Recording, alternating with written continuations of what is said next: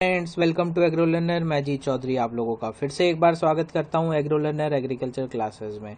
जैसा कि कल कुछ इश्यू था जिसकी वजह से हमारा जो सेकंड चैप्टर है वो स्टार्ट नहीं हो पाया था, और आज हम इस सेकंड चैप्टर को स्टार्ट करेंगे जिसका कि नाम जो है वो है जैविक खेती, परिभाषा, महत्व एवं भविष्य। इस चैप्टर में हम जैविक खेती की परिभाषा के बारे में जानेंगे कि क्या परिभाषा होती है, क्या इम्पोर्टेंस है एग्रीकल्चर में ऑर्गेनिक फार्मिंग की, और इसका फ्यूचर क्या है, इससे रिलेटेड हम बात करेंगे। तो आइए हम बात करते हैं इस चैप्टर जो सेकंड है हमारा 12th एग्रीकल्चर, उसके बारे में। 12th क्लास का जो एग्रीकल्चर का चैप्टर है सेकंड, जैविक खेती, परिभाषा, महत्व एवं भविष्य। हाँ, तो आपको अगर वीडियोस पसंद आ रही हैं तो वीडियोस को लाइक करें, कमेंट करें और वीडियोस को खूब अपने फ्रेंड्स के साथ शेयर करें। और ऐसे ही आप लोगों के लिए मैं बहुत सारी वीडियोस लेकर आता रहूँगा, डेली वीडियोस आती रहेंगी। तो अब हम जो बात करते हैं वो बात करते हैं जैविक खेती के बारे में कि जैविक खेती क्या होती है। जैविक खेती की बात करते हैं तो जैविक खेती कृषि की वह विधि होती है जिसमें मतलब लंबे समय तक हम क्या कर सकते हैं, स्थिर उपज प्राप्त करने के लिए ना ही हम रसायनों का उपयोग करें, ना ही हम इसमें कीटनाशियों का उपयोग करें, खरपतवार नाशी और वृद्धि नियंत्रकों का उपयोग नहीं करते हुए ही हम फिर अगर हम बात करते हैं कि अगर हम कीटनाशी, रसायन, उर्वरकों, खरपतवार नाशी, वृद्धि नियंत्रकों का ही उपयोग नहीं करेंगे तो हम उपयोग करेंगे किसका? तो इसमें हम बात करते हैं जीवांश युक्त खादों का प्रयोग करेंगे। अब हम बात करते हैं कि जीवांश युक्त खादें कौन कौन सी होती है। जैसे कि हम बात करते हैं हरी खाद होती है, कंपोस्ट होती है, वर्मी कंपोस्ट होती है। ये सारी हमारी कौन सी होती है? जीवांश खादें होती है। जिससे क्या हो, जीवांश खादों का प्रयोग करते हुए हम मृदा एवं पर्यावरण प्रदूषण मतलब मिट्टी और जो पर्यावरण में जो प्रदूषण होता है उसको कंट्रोल करते हुए जिस प्रकार की हम खेती करेंगे उसी को ही हम क्या कहेंगे? जैविक खेती कहलाती है। मतलब खेती वह खेती होती है जिसमें हम रसायनों का उपयोग, कीटनाशी, खरपतवार नाशी और वृद्धि नियंत्रकों का उपयोग न करते हुए जीवांश खादों के उपयोग से जो खेती हम करते हैं उसी खेती को हम क्या कहते हैं? जैविक खेती कहते हैं। अब हम बात करते हैं कि जैविक खेती में जो प्रमाणित जैविक खेती है वो किस तरीके से होती है। प्रमाणित जैविक खेती क्या होती है, तो हम बात करते हैं प्रमाणित जो जैविक कृषि होती है वो जैविक कृषि एक लेबलिंग मानक होती है। जैसे कि हम बात करते हैं कि हम मार्केट में जाकर बहुत सारे प्रोडक्ट्स एग्रीकल्चर जो है उसके लेकर आते हैं, ऑर्गेनिक फार्मिंग के जो लेकर आते हैं। तो ऑर्गेनिक फार्मिंग के जो प्रोडक्ट्स हम लेकर आते हैं उसके अंदर हम बात करते हैं कि कौन कौन से प्रोडक्ट्स हम लेकर आएंगे। तो जैविक खेती के जो प्रोडक्ट हैं, ऐसे प्रोडक्ट्स हमें लेने हैं जिन्हें मतलब ऑर्गेनिक फार्मिंग के द्वारा ही क्या किया गया है? रजिस्टर्ड किया गया है। मतलब जो प्रमाणीकरण संस्थाएं होती हैं वो या तो किसी फार्म या किसी खेत पर जाकर क्या करती हैं? जैविक कृषि से आधारित जो भी प्रणालियां मतलब किसान द्वारा या कोई भी हम कह सकते हैं किसी भी सोसाइटी के द्वारा अपनाई गई कृषि जो होती है जिसमें रसायनों का उपयोग, उर्वरकों का उपयोग, कीटनाशी, खरपतवार नाशी और वृद्धि नियंत्रक जो हैं उनका उपयोग नहीं करते हैं, जीवांश खादों का उपयोग करते हैं, ऐसी कृषि को जैविक खेती कहते हैं। और प्रमाणीकृत जैविक कृषि की बात करते हैं तो जो प्रमाणीकरण संस्थाएं हैं उन कृषि को जाकर क्या करती है? प्रमाण देती है कि हाँ, आपके द्वारा जो खेती की जा रही है वो कौन सी खेती है?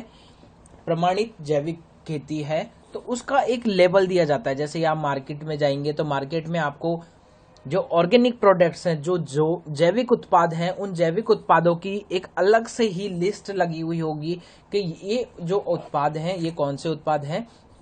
जैविक उत्पाद हैं। तो मतलब जो प्रमाणित जैविक खेती होती है वो क्या होती है? एक लेबलिंग होती है।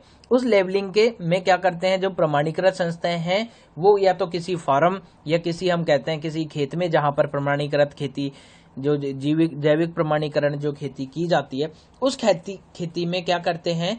जो जैविक भागों के जो चरणबद्ध अनुसरण मतलब जैविक भागों जो जिस अकॉर्डिंग जैविक खेती करते हैं उस जैविक खेती के माध्यम से ही ये चेक करते हैं कि हाँ, ये जो खेती की गई है इसके अंदर कोई भी क्या नहीं है? रसायनों का उपयोग नहीं किया हुआ है, उर्वरकों का उपयोग किया हुआ है या नहीं किया हुआ, कीटनाशियों का। और जब वो प्रमाणीकरण संस्थाएं इसको 100% चेक कर लेती है तो उस जो फार्मर होता है या हम कहते हैं कोई भी उत्पादक जो होता है उसको एक लेबल लगाकर एक प्रमाणीकरण संस्था के द्वारा एक प्रमाण पत्र दिया जाता है और ये प्रमाणित किया जाता है कि आपके द्वारा ये जो खेती की गई है वो कौन सी खेती है, जैविक खेती है। अब हम बात करते हैं तो जैविक प्रमाणीकृत जो खेती है उनमें किन किन बातों का ध्यान में रखा जाता है और किन किन बातों का ध्यान में रखकर उसको उस जैविक खेती को मुख्यतः किया जाता है। नेक्स्ट हम बात करते हैं तो जैविक खेती की बात करें तो जैसे सबसे पहले हम बात करें जैविक खेती जीवों के द्वारा जो जैविक अंश होते हैं उनके द्वारा ही खेती की जाएगी। इस किसी के अंतर्गत क्या किया जाता है, संश्लेषित रसायन उत्पादों का प्रयोग बिल्कुल भी नहीं किया जाता है। मतलब कि हम कहते हैं कि इसमें जो है रासायनिक उर्वरकों, कीटनाशियों, खरपतवारनाशी और वृद्धि नियंत्रकों का उपयोग बिल्कुल भी नहीं किया जाता है। कौन सी खेती के अंदर, जैविक खेती के अंदर जो है रसायनों का उपयोग बिल्कुल भी नहीं किया जाता है। नेक्स्ट हम जो बात करते हैं फार्म या भूमि पर पिछले 2 से 3 वर्षों तक रसायनों से मुक्त होना चाहिए। ऐसा नहीं है कि आज हम क्या कर रहे हैं, जैविक खेती हमने किसी फार्म पर या किसी खेत पर हमने स्टार्ट कर दी तो उससे पहले हम उसमें क्या कर सकते थे, इजीली हमने उसे यूज किया हुआ है कि हम उसे क्या किसके लिए यूज करें। मतलब आज हमने मान लो कि किसी रसायन का इस साल में हमने उपयोग किया है तो आज उपयोग किया है तो उससे 2 से 3 साल बाद में हम उसका क्या कर सकते हैं, जैविक खेती के लिए उस फार्म या भूमि का उपयोग जैविक खेती करने के लिए ले सकते हैं।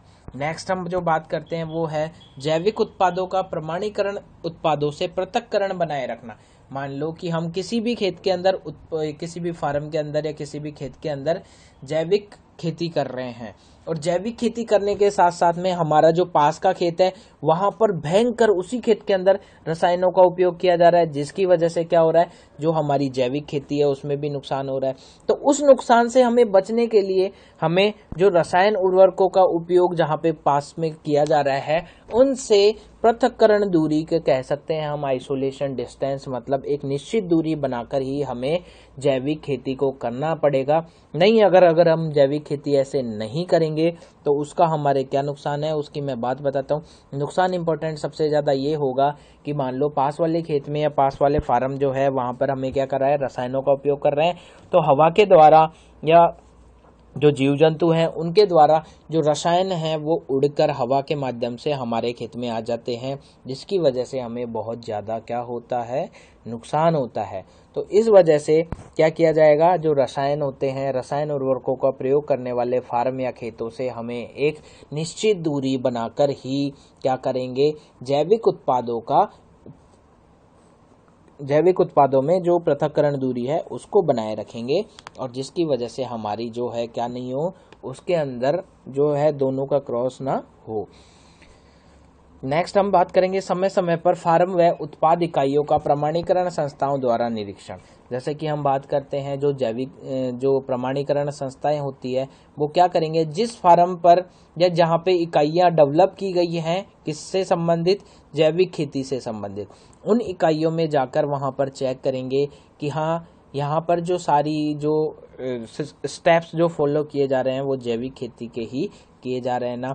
और जो फार्मर्स हैं, जो ये फार्म पर जो लोग काम करते हैं, उत्पादन इकाइयों में जो लोग काम करते हैं, उन्हें जो जैविक खेती के सिद्धांत कि किस अकॉर्डिंग हम जैविक खेती को बहुत अच्छी बना सकते हैं उनका भी उसे फायदा बताना चाहिए होगा कि इस अकॉर्डिंग आप लोगों को कार्य करना है। ये हमारे थे जैविक खेती के किन किन बातों को ध्यान में रखकर हमें जैविक खेती करनी चाहिए।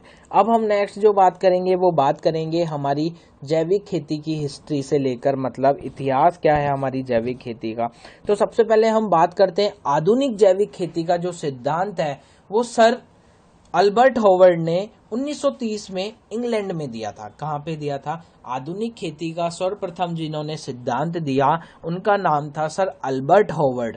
साइंटिस्ट जो अल्बर्ट हॉवर्ड थे उन्होंने 1930 में सबसे पहले आधुनिक जैविक खेती का सिद्धांत दिया इंग्लैंड में।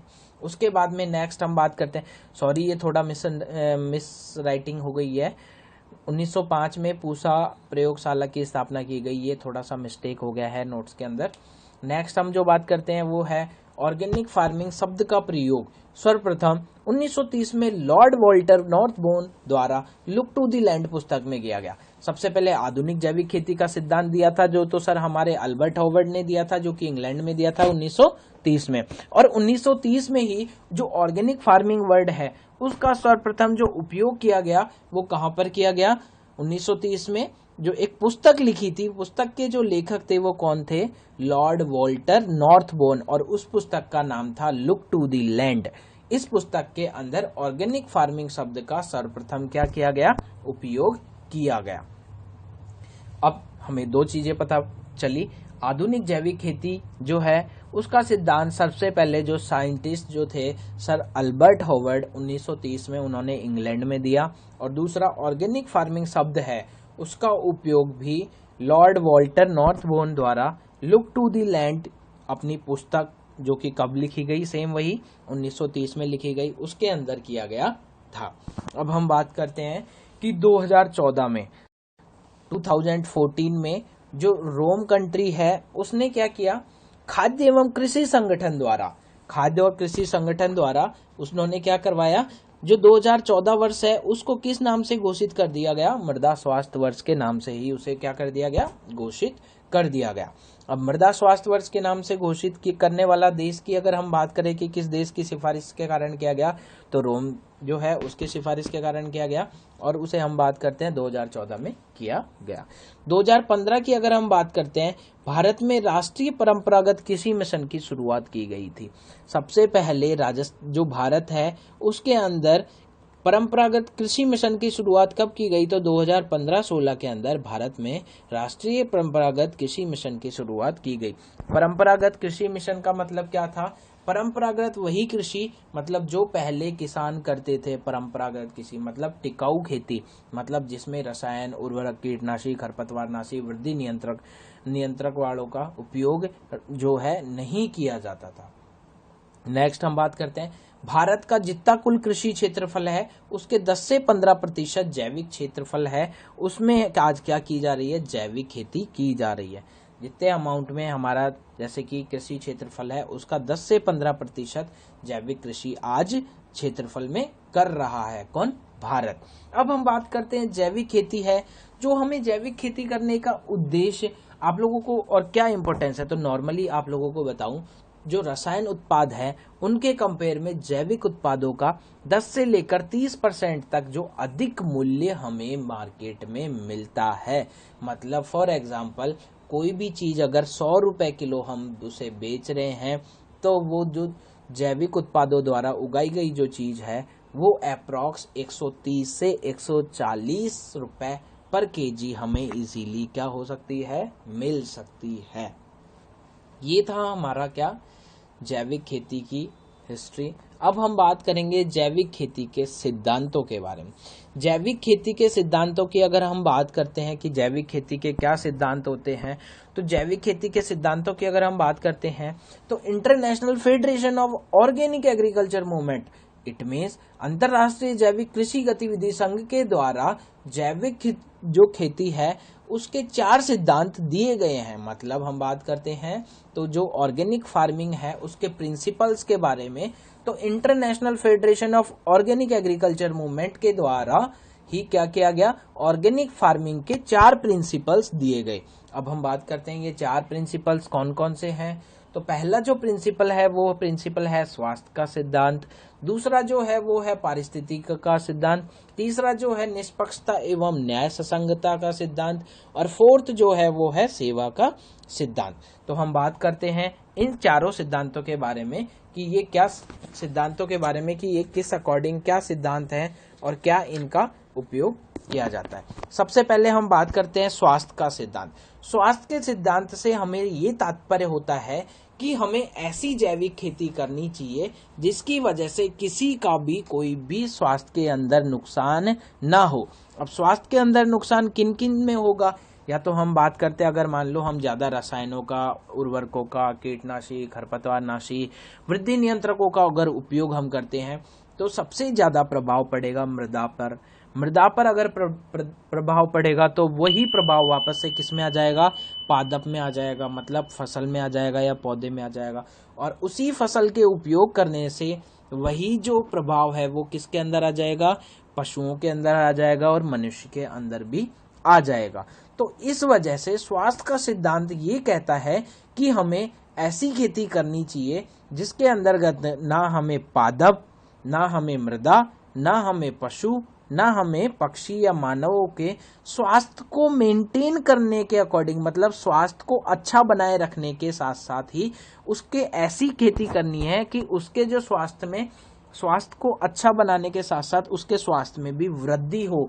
ऐसी खेती हमें अपनानी है। अगर मान लो फॉर एग्जाम्पल हमने मान लो कि ज्यादा रसायनों का उपयोग किया, ज्यादा कीटनाशकों का उपयोग किया, ज्यादा खरपतवार नियंत्रकों का उपयोग किया, तो उससे क्या हुआ, हमारी जो मृदा है उसके स्वास्थ्य पर अच्छा प्रभाव नहीं होगा। जब हमारी मृदा का स्वास्थ्य अच्छा नहीं होगा तो उगने वाली फसल जो है उसका स्वास्थ्य भी अच्छा नहीं हो पाता है।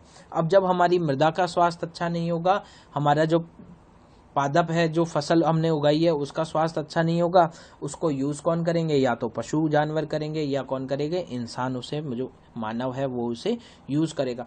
तो जब वो अच्छी फसल को उपयोग नहीं करेगा तो ऑटोमेटिकली जो उस पादप के उपयोग करने से ही जो मनुष्य है और जानवर हैं उनके भी जो स्वास्थ्य है उस वो भी अच्छा नहीं रहेगा।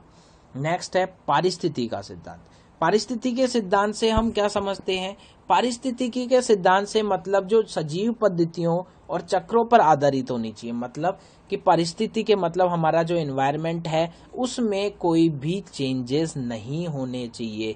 ज्यादा हम खरपतवारों का नियंत्रण कर रहे हैं, कीटनाशकों का उपयोग कर रहे हैं और हम बात करते हैं रसायनों का उपयोग कर रहे हैं, जिसकी वजह से हमारे एनवायरनमेंट में बहुत ज़्यादा वायु प्रदूषण हो रहा है। उस वायु प्रदूषण को कंट्रोल करने के लिए हम क्या करते हैं कि जो पारिस्थितिकी का सिद्धांत को ध्यान में रखकर हम बहुत कम रसायनों का, कीटनाशकों का, खरपतवार नाशियों का, वृद्धि नियंत्रकों का उपयोग कम कर रहे हैं। जिससे क्या होता है, मान लो हमने उपयोग किया, वो हमारे एनवायरनमेंट में मिक्स हो जाते हैं, वापस से हम क्या लेते हैं, हम ऑक्सीजन लेते हैं, तो कहीं ना कहीं वो जो सारे जो रसायन होते हैं वो मिलकर जो इन्वायरमेंट में वो मिल जाते हैं, जिसकी वजह से वो हमारी बॉडी के अंदर इजीली पहुंच जाते हैं। तो हमें ऐसे सिद्धांत का उपयोग करना है जिससे कि हमारा जो इकोसिस्टम है, मतलब पारिस्थितिकी है, पर्यावरण है, वातावरण जो है वो हमें अच्छा इजीली निरंतरता बनाए रखने में सहायक हो। मतलब अच्छे फसल चक्र, जो पारिस्थितिकी चक्रों का कार्य करना चाहिए। नेक्स्ट बात है निष्पक्षता एवं न्याय संगतता का सिद्धांत। निष्पक्षता मतलब किसी एक इंसान के ऊपर ही हम क्या नहीं होंगे, डिपेंडेंट नहीं होंगे। निष्पक्षता से मतलब ये है। और न्याय संगतता का मतलब है कि मान लो हम कोई भी प्रजाति है, एक प्रजाति को तो हम बहुत ज्यादा फायदा पहुंचा रहे हैं और दूसरी प्रजाति को हम बहुत ही ज्यादा नुकसान पहुंचाते हैं। जैसे कि हम बात करते हैं पर्यावरण में उपस्थित सभी जीवों के पारस्परिक संबंधों को सुदृढ़ करने पर विशेष बल देती है, जिससे कि किसी भी जीव के साथ अन्याय न हो, साथ ही उसका अत्यधिक दोहन भी ना हो। मतलब हम ऐसे निष्पक्षता वाली सिद्धांत को अपनाना चाहिए कि मान लो एक जीव है जिसके साथ तो हम उसे कंटिन्यूसली उसको मार रहे हैं और दूसरा जो जीव है उसको हम बहुत अधिक क्या पहुंचा रहे हैं, लाभ पहुंचा रहे हैं। तो ऐसा नहीं होना चाहिए कि एक जो जीव है, उसकी प्रजाति है वो तो बिल्कुल ही नष्ट होने पर आ गई है और दूसरे जीव की जो प्रजाति है वो बिल्कुल ही बहुत ज्यादा अधिक हो रही है। तो निष्पक्षता और न्याय संगतता से ये है कि सारी जो प्रजातियां हैं पाई जाती हैं, किसी से भी के साथ भी हम अन्याय नहीं करेंगे, किसी को भी हम नुकसान नहीं पहुंचाएंगे। सेवा का सिद्धांत।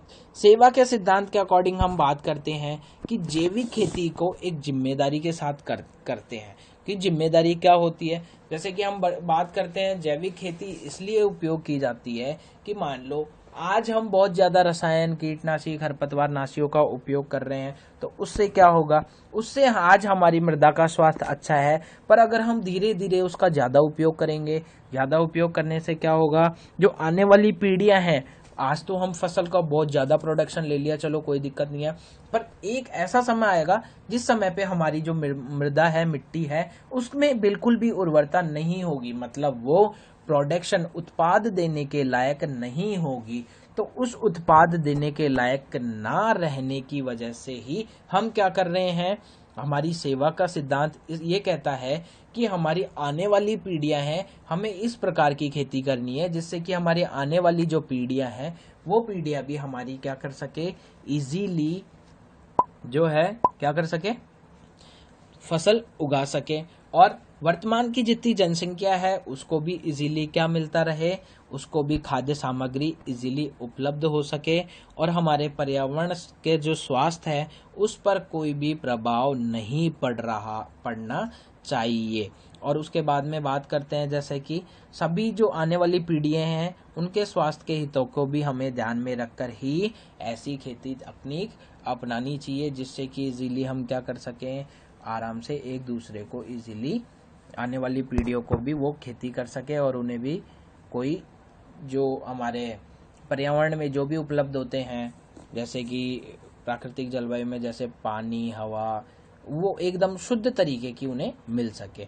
सो क्लास, आप लोगों को ये वीडियो पसंद आई होगी। नेक्स्ट वीडियो में हम बात करेंगे कि जैविक खेती का क्या उद्देश्य है, जैविक खेती के कौन कौन से महत्व हैं, इनके बारे में हम बात करेंगे।